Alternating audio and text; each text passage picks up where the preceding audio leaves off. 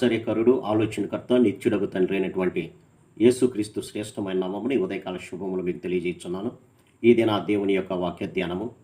ఈ నది ఎక్కడికి పారునో అక్కడ సమస్తమును బ్రతుకును. యెహెజ్కేలు గ్రంథము 47వ అధ్యాయము 9వ వచనం. సహజంగా నదులు ఉన్నటువంటి చోట ఎటువంటి పంట వేసినా చక్కగా వస్తుంది. ఎటువంటి చెట్టును పెట్టినా అది చక్కగా ఫలిస్తుంది పిల్లల.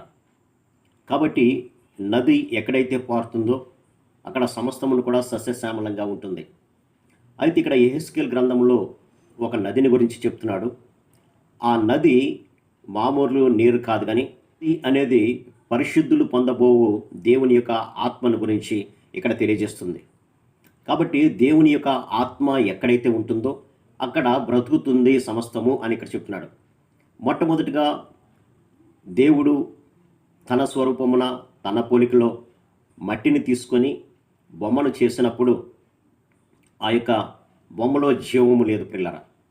కానీ ఎప్పుడైతే దేవుడు తన యొక్క ఆత్మను ఆ యొక్క బొమ్మలోనికి పంపించాడో అప్పుడు ఆ బొమ్మ జీవాత్మగా మారెను అని ఉంది.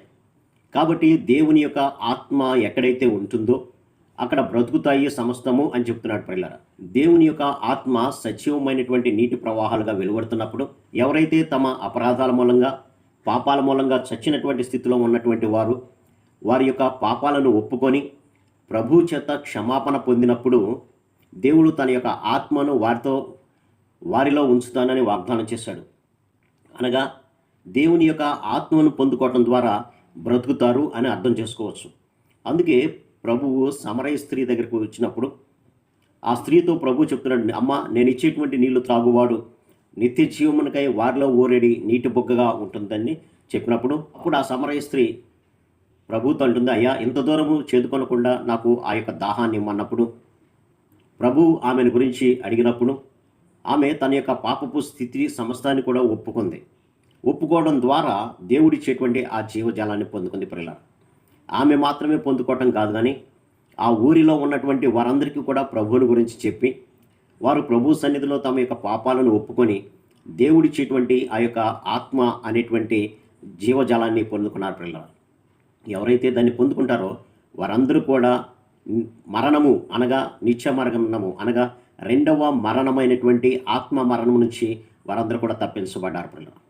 ఆనాడు యెహెజ్కేలు గ్రంథంలో ప్రభువు ఎండిపోయినటువంటి ఆ ఎముకలను చూపించినప్పుడు యెహెజ్కేలు భక్తుడిని అడుగుతున్నాడు ప్రభు, యెహెజ్కేలు, ఈ యొక్క ఎండిపోయినటువంటి వాసన కొట్టేటువంటివి ఇవి బ్రతుకుతాయి అన్నప్పుడు, ప్రభా అవి నీకే తెలియను అన్నప్పుడు ప్రభు అంటున్నాడు, ఇదిగో వచనమెత్తి నా మాట చొప్పున వాటిని బ్రతకమన్నప్పుడు దేవుని యొక్క ఆత్మ ఎప్పుడైతే వాటి మీద ఊదబడిందో ఆ ఎండిపోయినటువంటి ఎముకలన్నీ కూడా సమస్తము కూడా ఒక గొప్ప మహాసైన్యంగా లేచి నిలబడినట్లుగా మనం చూడవచ్చు. కాబట్టి ఇక్కడ నది అనగా దేవుని యొక్క ఆత్మ.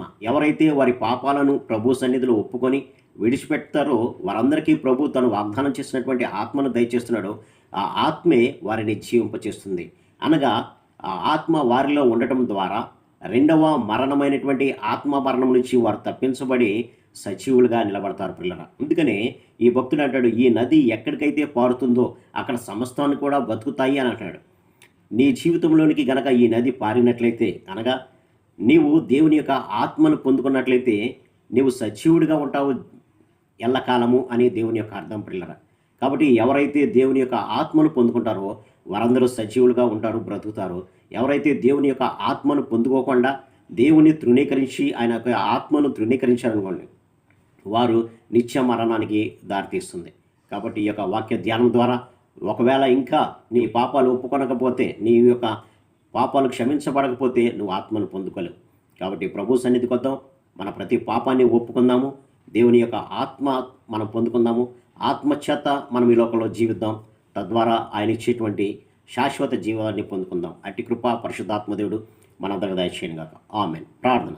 సర్వశక్తుడా, ప్రేమ గల మా తండ్రి, మీ ఆత్మను పొందుకున్నవాడు నిత్యము బ్రతుకుతాడు అన్న సెలవిచ్చావు ప్రభు. అందుని బట్టి మీకు వందనాలు తండ్రి.